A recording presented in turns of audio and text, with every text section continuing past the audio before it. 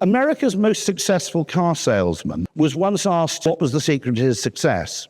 And he said, very simple, he said, everybody who's in car sales tries to sell a car. When I try and sell a car, I'm asking myself a different question, which is, how can I be sure they come to me for their next car? One of the ways you can do that is actually, in the short term, it's bad. If you downsell people a bit and say, actually, you don't need this. To be honest, I'd buy this slightly cheaper one because it's nearly as good and it's £1,000 cheap.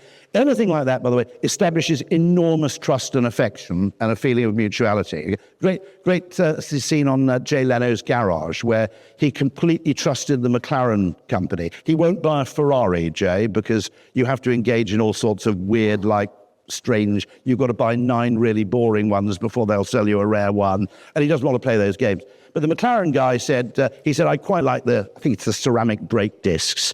And the guy at McLaren said, are you going to track race this car? Are you just going to drive it around the streets? He says, I'm just going to drive it around LA. I might take it on the track once. He goes, let me save you $20,000 straight off the bat. You don't want the ceramic disc brakes. They take ages to warm up. You'll end up driving into the car in front.